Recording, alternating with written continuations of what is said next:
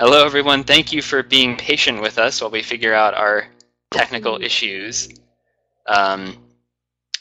We are here now. I'm just trying to get Bill's voice and video back on. I hope you can all hear me at least.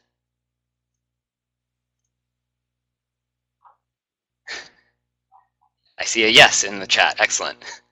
This is good.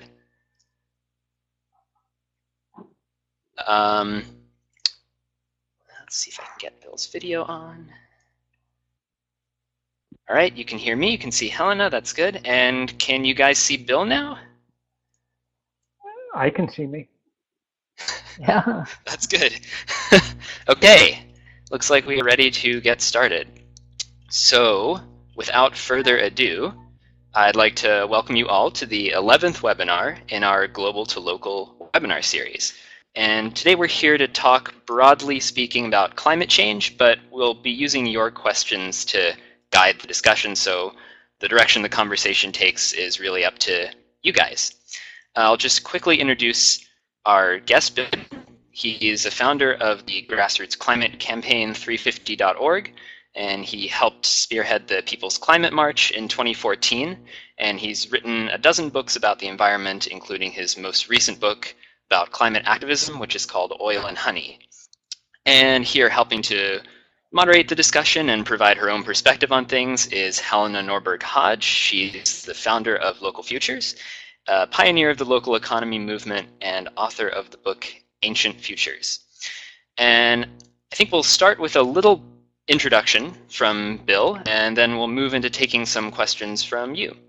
And I'm not sure. I first want to thank.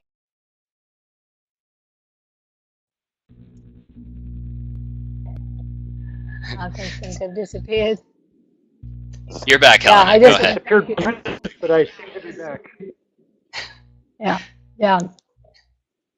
I want to thank you so very much for doing this. I hear an echo, but can people hear me? Bill, can you hear me? Yes, I can. I think we can hear you just fine, Helena. Oh, good. It's just, I feel that I want to thank you also on behalf of millions of people around the world who are so grateful for your tireless work. And I think the strategy of getting 350.org organizations set up all around the world has been the best possible strategy, and you really couldn't have done it more. So, well, thank you. Thank you. It's a great pleasure to get Over to join. To you. It's such a great pleasure to get to join you, Helena. Helena and I go back a very long ways. I first interviewed her as a young journalist working for the New Yorker in the early 1980s. So, of course, your work has meant an enormous amount to the world, but to me in particular, for a long time, and thank you for it. And I'll just say a few words as we start here to try and just kind of bring people up to date where we are a little bit on climate change. You know, I wrote the first book about all of this back in 1989, a book called The End of Nature. And at the time, we knew, of course, that climate change would be a terrific problem. But we didn't know how fast and how hard it was going to pinch. And the story of the last quarter century, now almost 3 decades, is that it's pinching harder and faster than we ever could have suspected. As you know, 2014 set the record for the warmest year we've ever recorded on this planet until it was smashed in 2015, until it was smashed again in 2016. The temperatures are off the charts, literally. They're sort of off the charts are pinned to. We're in completely new territory now.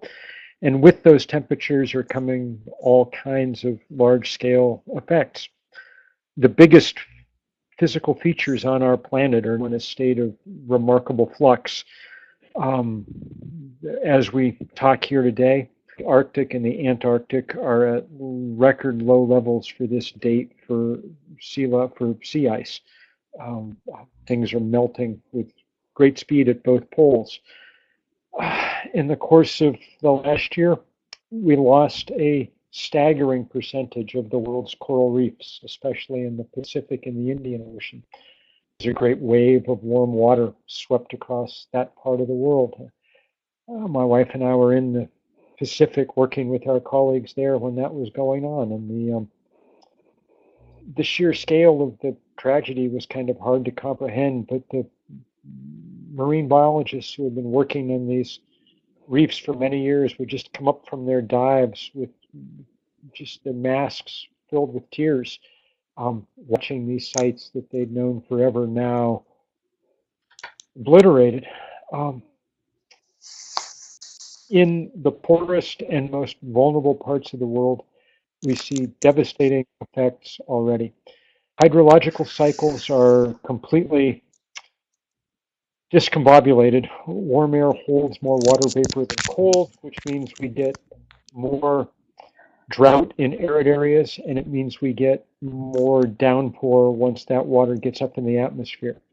So in a place like California, we've had 5-year record drought followed this year by record rainfall and flooding. California is rich enough for the moment to cope with it, but not most of the world. We read today, for instance, in the paper of Somaliland, where the 2-year drought has so far claimed about 40% of the country's livestock, which means that people there are, well, they're poorer even than they were when it all began. This sort of effect is visible now someplace on the planet every day. We're still in the relatively early stages of climate change. We've raised the temperature more than 1 degree centigrade, but we're definitely headed in the direction of 2 degrees, probably 3 or 4 degrees Celsius on current trends before the century is out.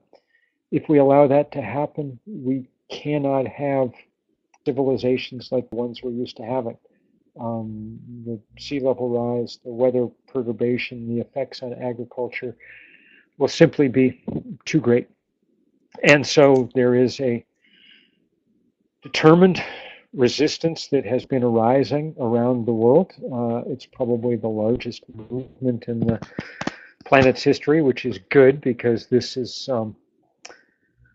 the first truly global crisis that we've ever faced. And so, at 350, we've helped organize demonstrations in every country on Earth except for North Korea. We think about 20,000 of them around the globe. We work constantly with colleagues on all continents and pretty much every nation. That's half the battle, or half the fight. People really are stepping up and standing up. The other half is that the engineers have been doing their job. And so in the last 10 years, we've seen the price of the solar panel fall about 80%.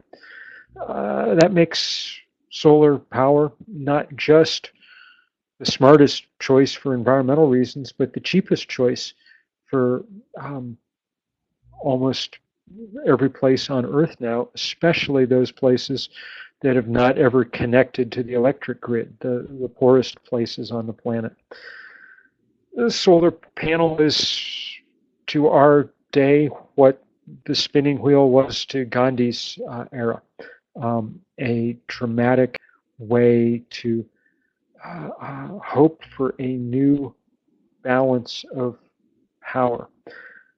Not just the environmental benefit that comes with it, but also the reallocation of political power in the hands of people able to produce those things, including electrons, that they consume. At the moment, we're tied into this vast fossil fuel industry, and with it comes gross inequity and gross misalignment of political power. In my country, in the United States, I live in Vermont. The richest people in the country are the two Koch brothers, oil and gas barons, and they're also the most dominant political players. They're the reason that so many bad cabinet members are being installed in the new Trump administration. They're the reason that the United States is now abdicated leadership on climate issues and headed off in new directions. So our challenge is manifold. It involves changing many of our habits and our economies, especially working in the direction of much more local economies. I've spent a lot of time working on issues around local food, local information sources, local banking and capital, and especially local energy. The sun and the wind are ubiquitous on this planet. If diffuse means that all of us can have a way to power our lives if we're able to take full advantage of these technologies. I will end just by saying that the future is extraordinarily uncertain. We're very far behind in the race with physics. We're losing that race badly right now. And I'm not certain at this point that we can catch up, but I believe that it's well worth the effort, that there's real possibility that though we can't stop global warming, we may still be able to keep it from getting utterly out of control.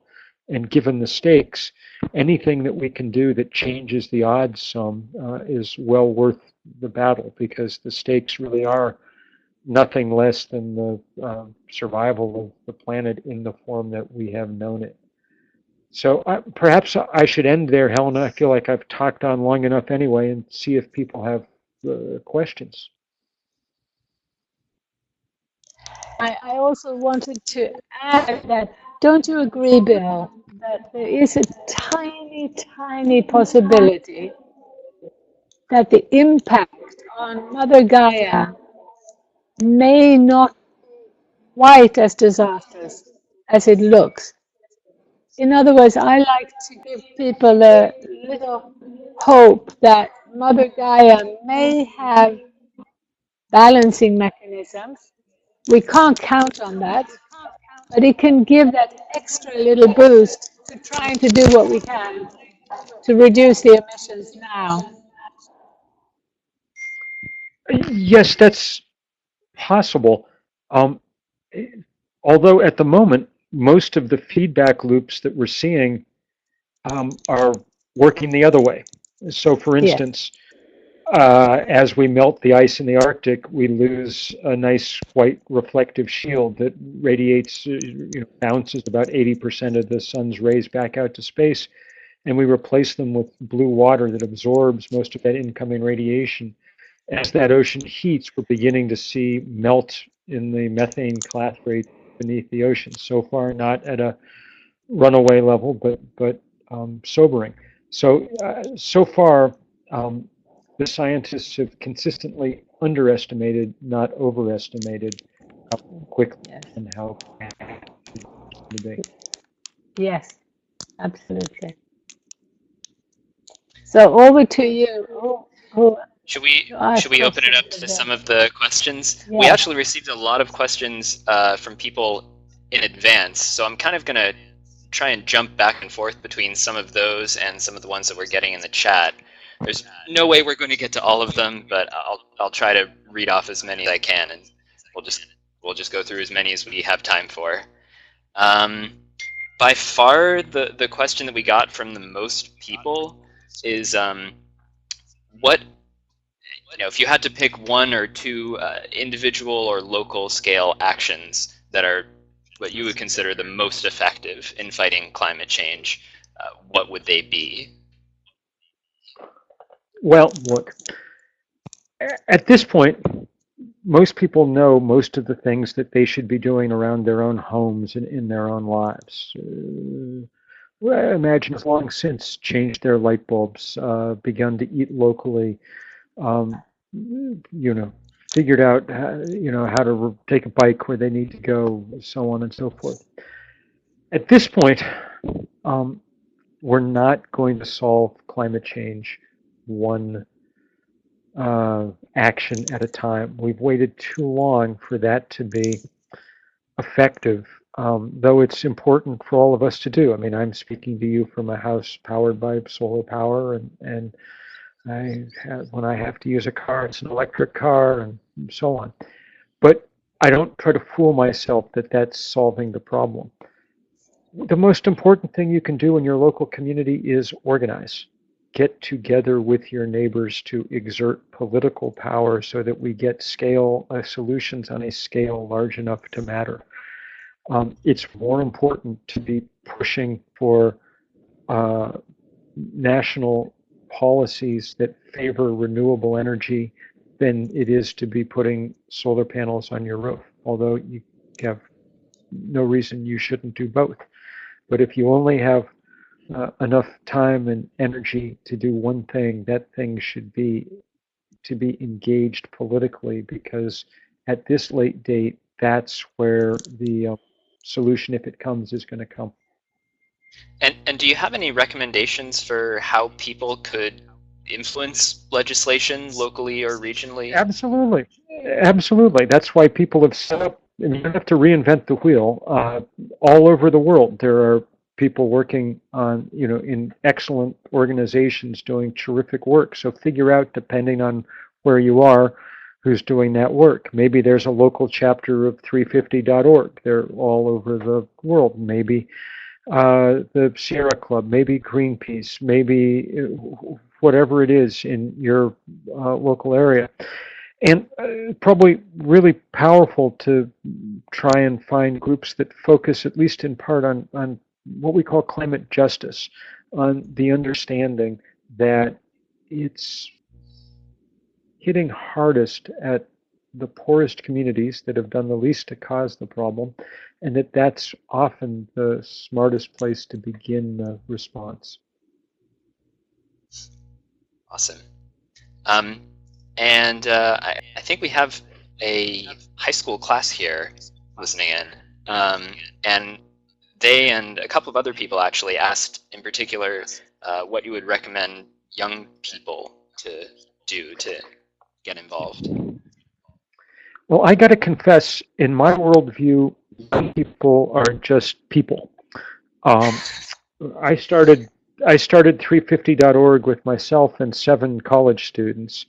And one of the things I told them constantly was, do not think of yourselves as youth activists, or do not let yourself be patronized as, young people, where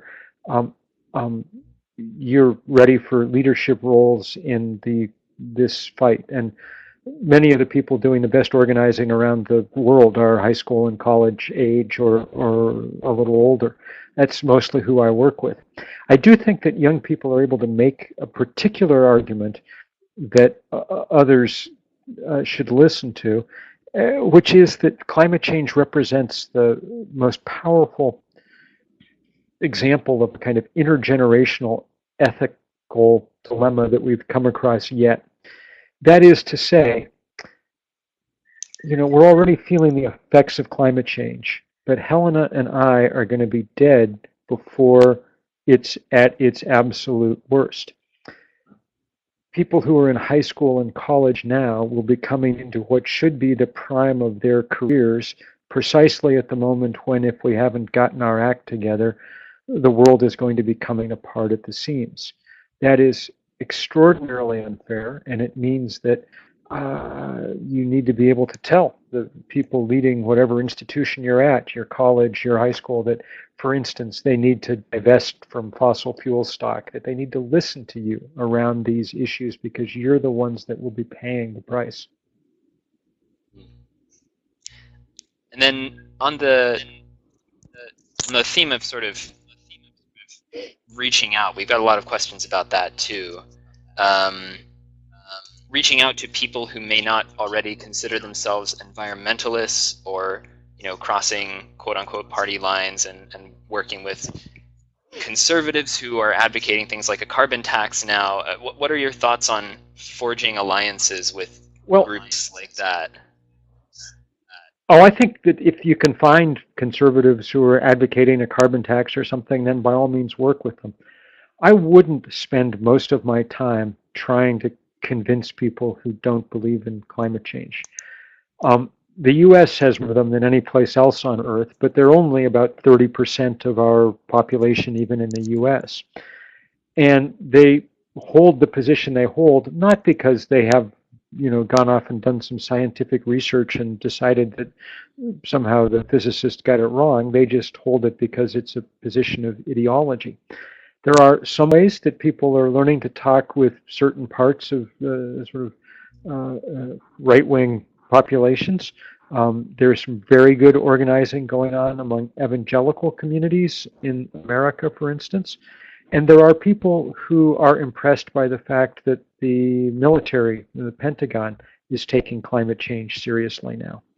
But for the most part, I think the most important task is to work on the 70% of people who understand that there's a problem.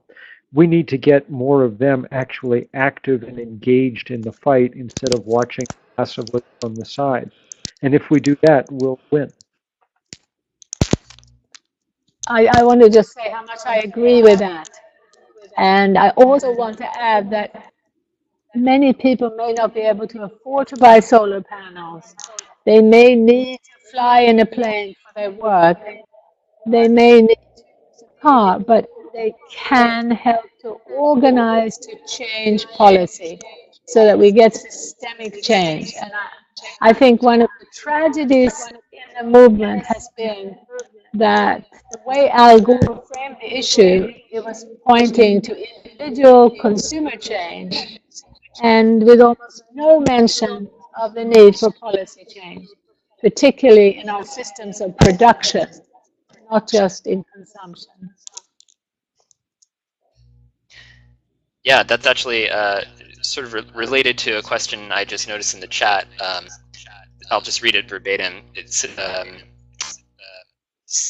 seems to me that a lot of climate solutions, as well-intentioned as they are, seem to address the symptoms of a more fundamental problem, an economic system predicated on indefinite and exponential growth.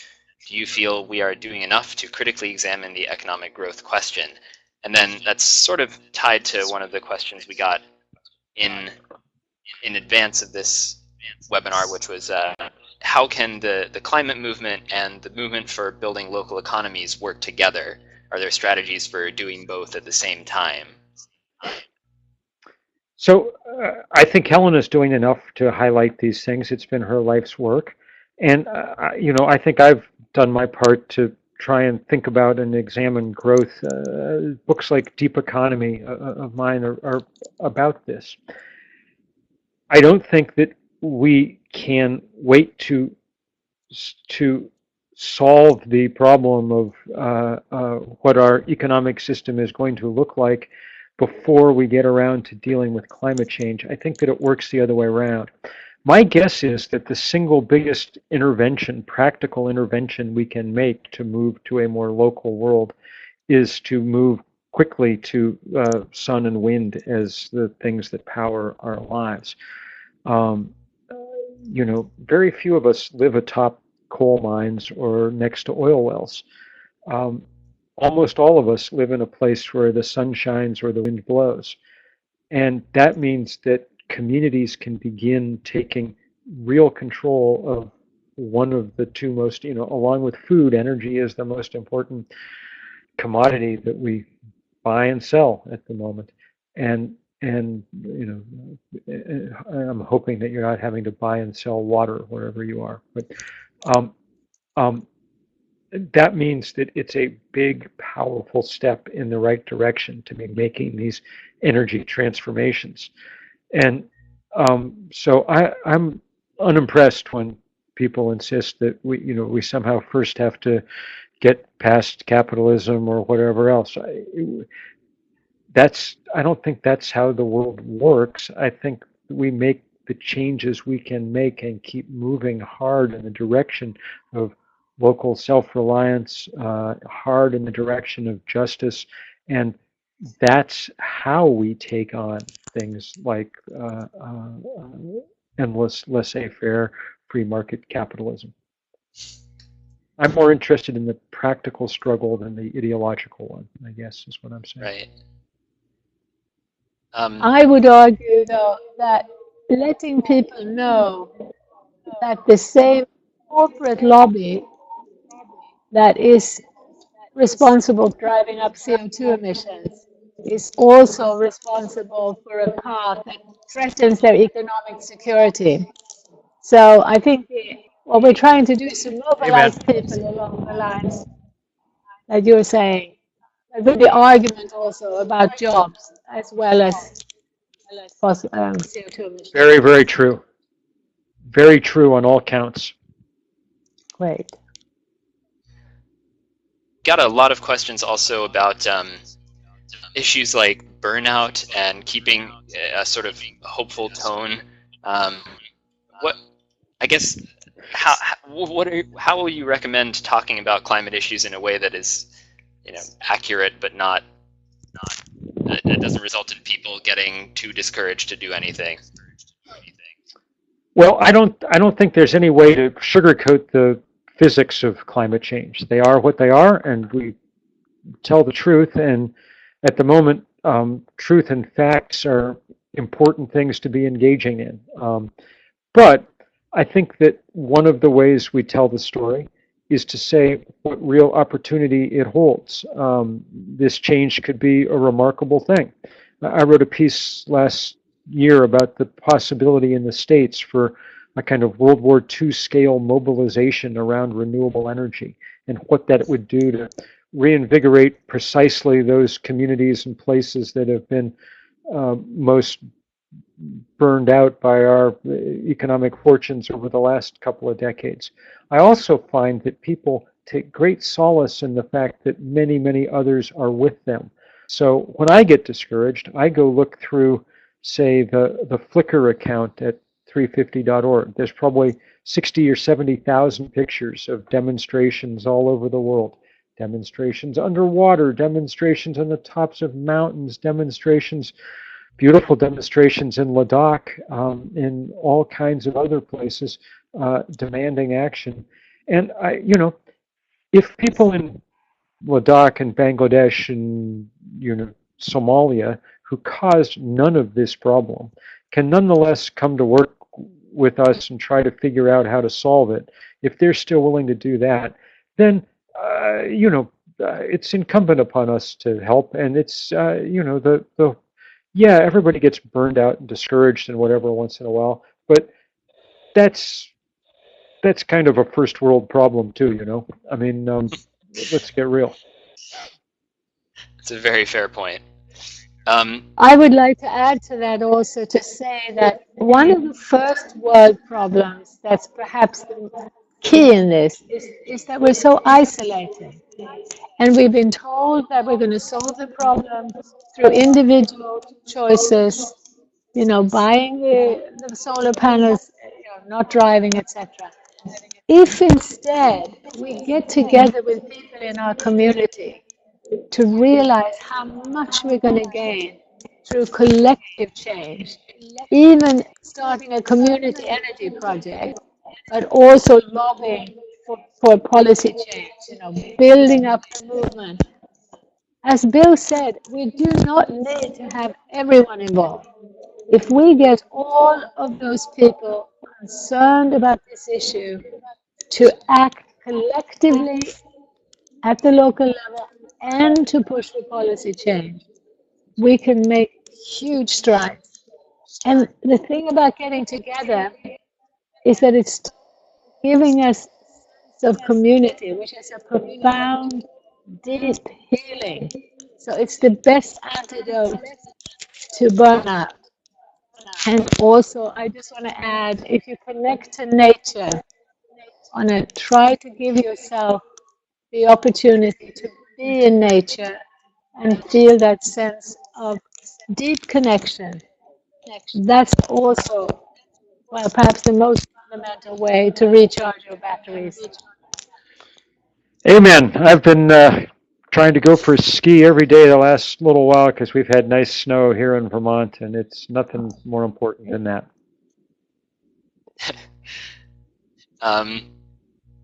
Yeah, I'm a bit jealous of you getting to ski up there.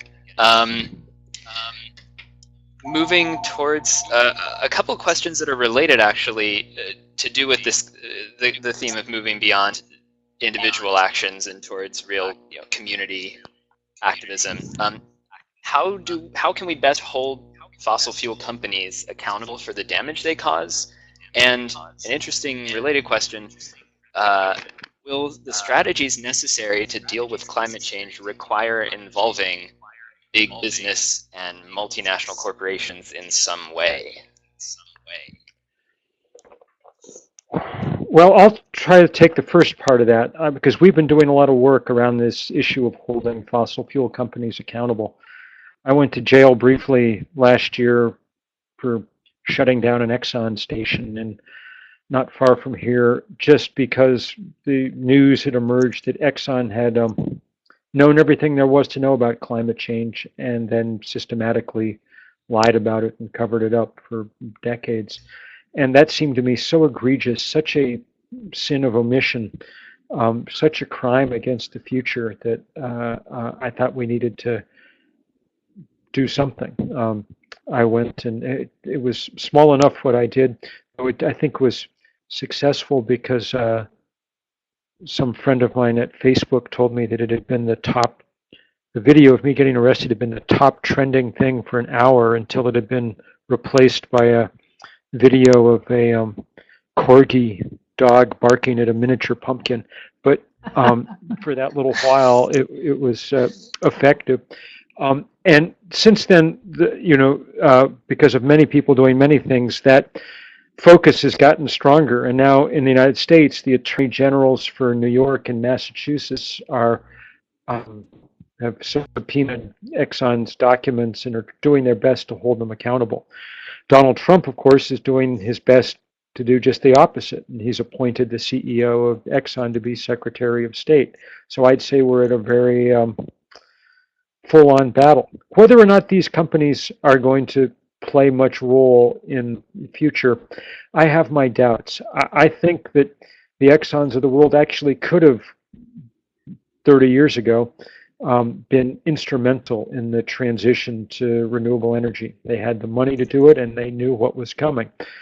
But I think that instead they chose to stick with their old business model, and I'm guessing that others are going to take the prize here and make the switch. It's rare that incumbent businesses manage to survive technological revolutions.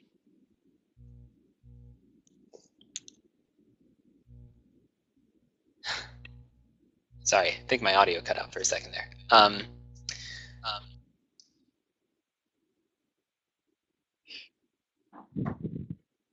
Let's see. So many questions here. How about this one? Another practical point. How can we support the growing number of climate refugees?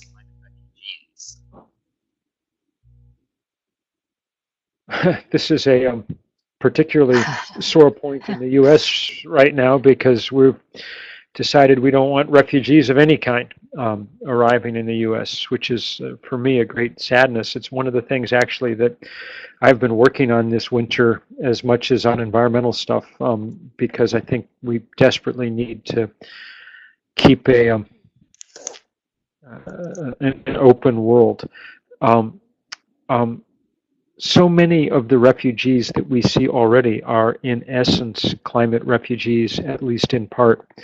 The scientists are very clear that the trauma in, say, Syria was precipitated by the worst drought in the history of what we used to call the Fertile Crescent. And so, as Time magazine put in a big headline with the pictures of those people dying on the beaches of Europe, are these climate refugees? Yes, and they are the harbinger of many more to come.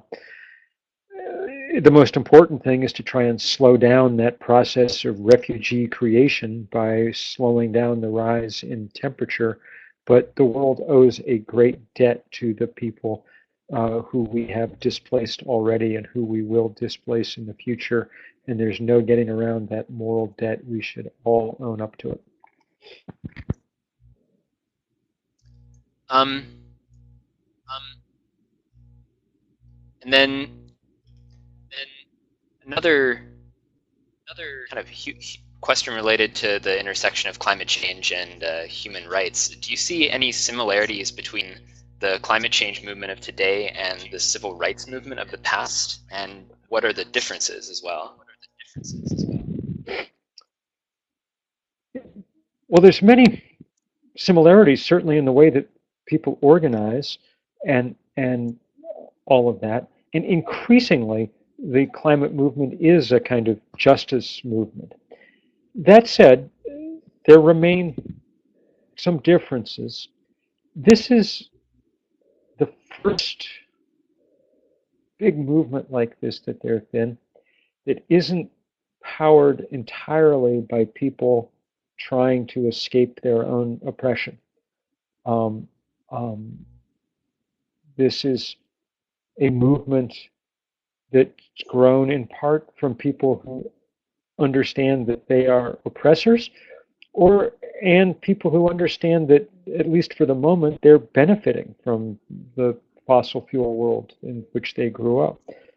And yet, nonetheless, their concern for the future and for those around them seems to be enough to move them to action. Now, that action is happily joining with people from many other strands. One of the things that's most powerful that's going on at the moment in the US and around the world is the dramatic participation of indigenous people in the fight around climate justice. It's particularly vivid right now in the US, where the amazing stand of the Sioux Nation and other Indian nations at Standing Rock in North Dakota is, I think, as we speak this afternoon, that camp is being obliterated by police and National Guard. But that's been a signal moment, a change in American history, one that will reverberate for a long time. And I can tell you that leadership is coming around the planet from indigenous people in the Pacific and those nations that may vanish this century, in Latin America, in Africa, every place around the world. Indigenous people are at the absolute forefront of this fight.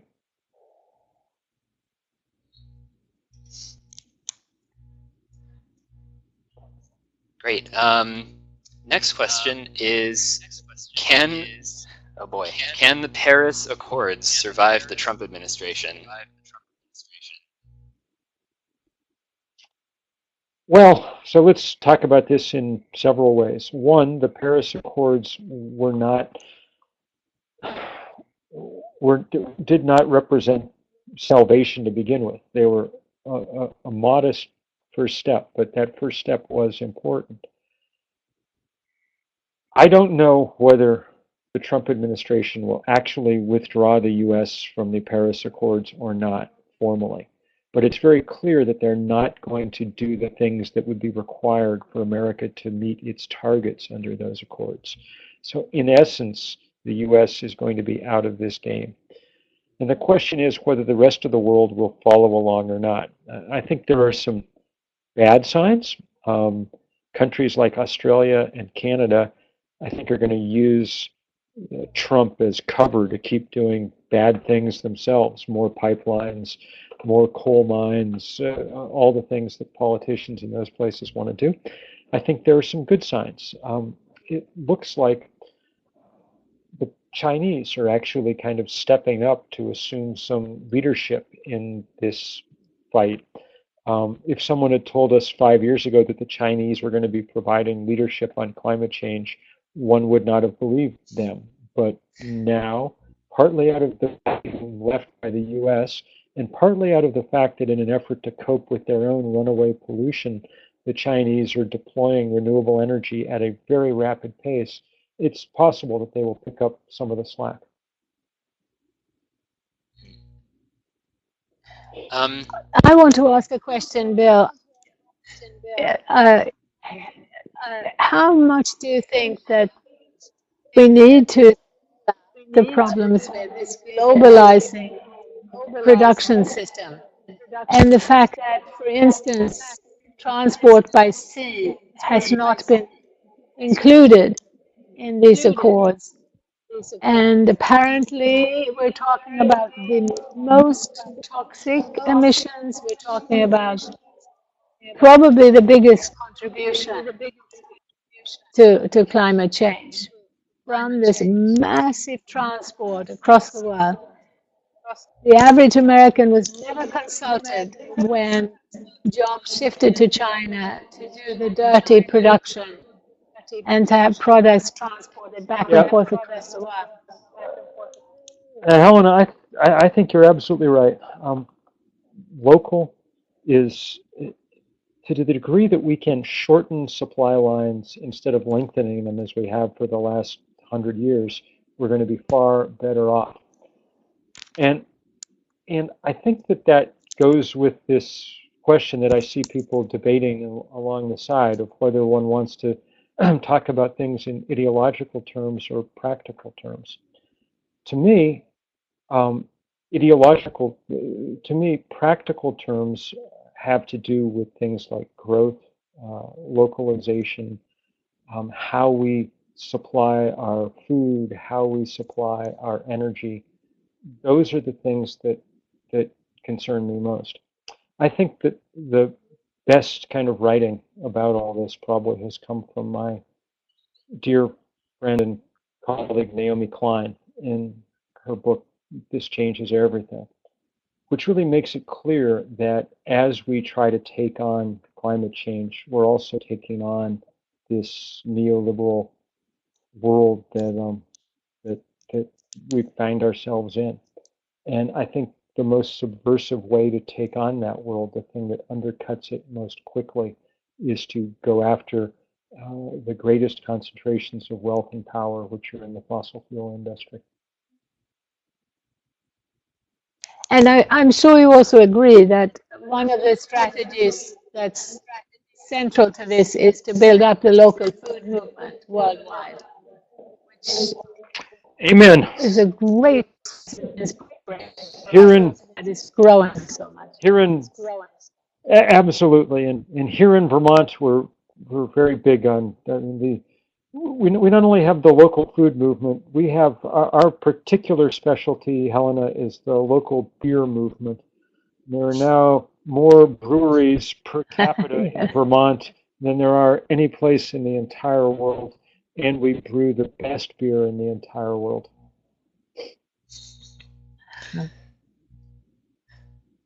I'm aware, Bill, that you had promised us 45 minutes. Have you got another few minutes, or are you? I do have a couple more minutes before I have to go off and do another interview. Yeah.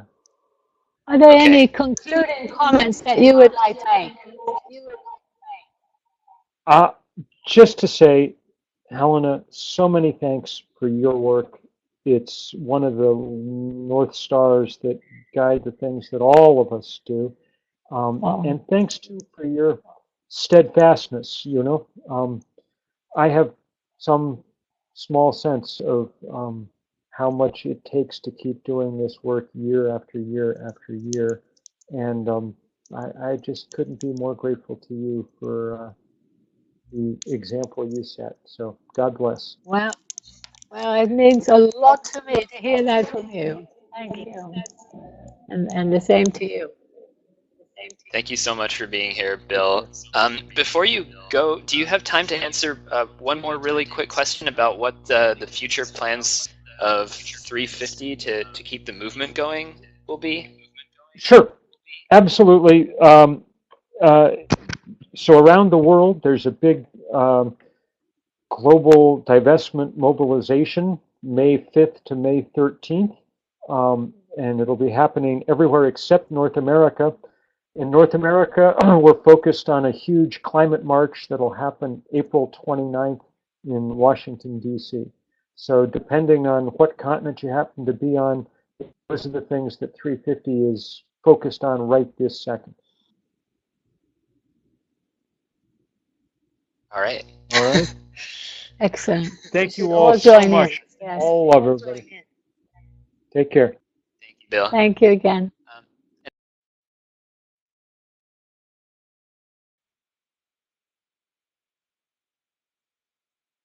So are you there? There you are. Are you able to stay on for a few minutes and maybe speak to a few more questions? Yes, I could try to do that. Yeah. Okay. Just because we have so many, and I think that even without Bill here, it would be really good to get some of your thoughts. I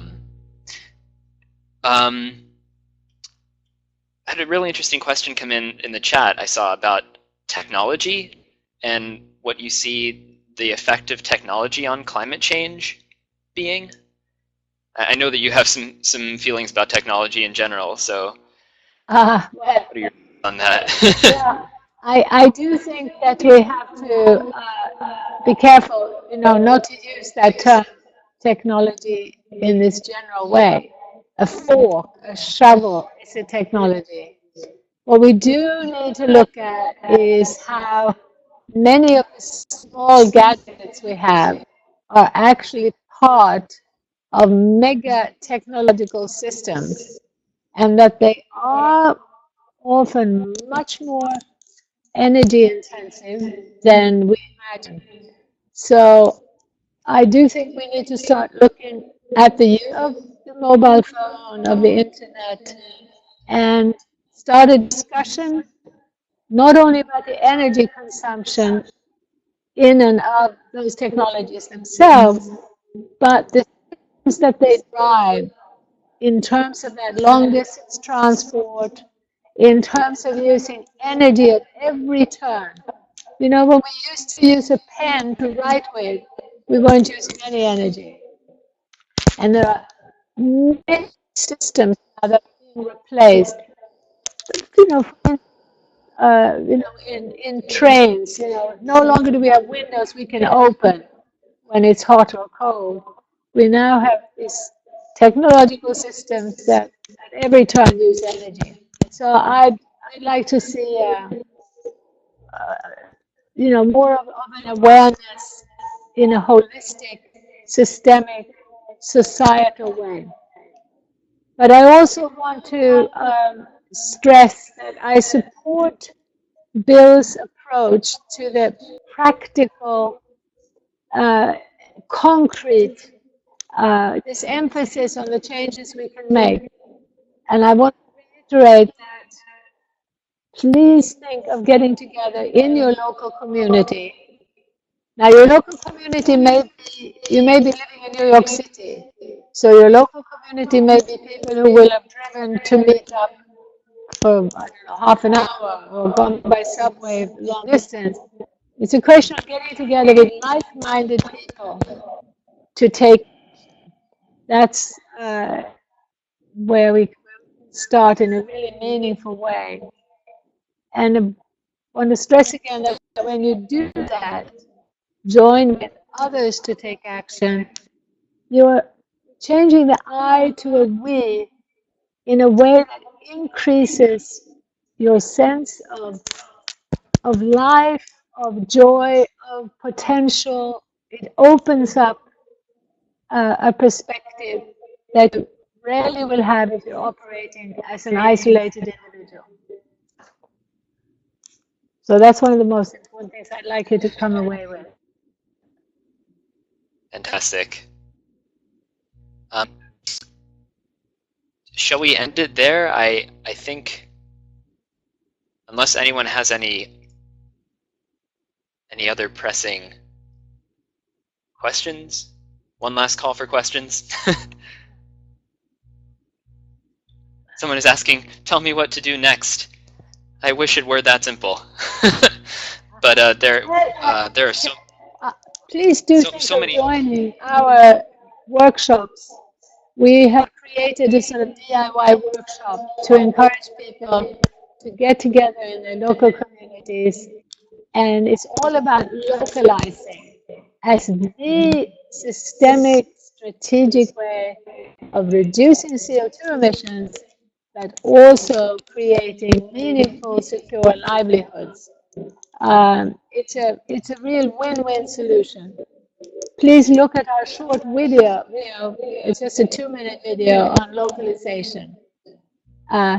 We are talking about localization as an international strategy, We're not talking about some kind of isolationism where we're not concerned with people on the other side of the world. Exactly the opposite. How do we collectively reduce our ecological footprint while increasing both human and ecological well-being? Thank you. That's a good note to end things on, I think. Thank you all so much for coming and putting up with our various technical difficulties. I'll send out an email to all of you with a recording of the webinar, so you'll be able to watch it over again, share it with your friends, colleagues, family, whoever. And I'll also send the chat transcript around because there was a lot of great discussion going on there.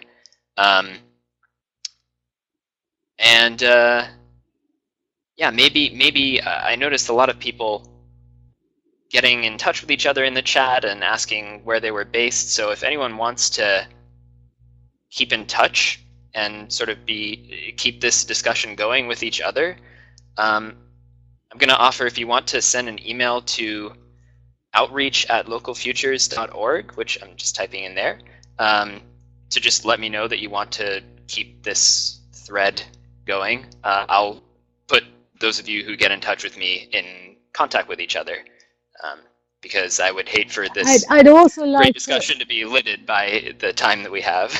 Yeah, go ahead, Helena. I'd like to urge people also to sign up for our email updates, where we're providing a picture from around the world of the amazing localization movement. And we get inspiration not just from 350.org, but from the rapidly growing local food movement, the local communities that are getting together to take the future into their own hands. But we see this great need for international communication, for deeper dialogue, and for essentially being better informed about what's happening on the other side of the world. So we also have a very inspiring Planet Local series on our website that I hope you visit. Thank you again. I'm gonna send the link to the Planet Local series to the chat in just a second so that everyone can have it. Because we're continually adding new initiatives to that list. So that's definitely one to follow. Okay, let me see if there are any more notes. I think that's everything, and just keep an eye if you want to. Another reason to sign up for our email updates is that you'll hear about our next webinar, which I think we're having in April. I don't know, Helena, do you have anything you want to say about that yet, or is it still kind of undecided? Yes, I would like to talk about The Rules is the name of the organization, and someone named Alnor Lara, whom I will be having a conversation with. What I love about their work is that they are among very rare colleagues who are also working internationally from the global south and the global north. And I guess there we would slightly differ with Bill in that we see people in the global north as also a type of victim of a system that has become so big that they have not had a voice in shaping it. They have not been asked. In fact, it's almost as though no human beings have been asked. It's born of highly specialized knowledge linked to large-scale structures. So we need to get our head around that larger structure. And The Rules is about the need for rules in the global economy.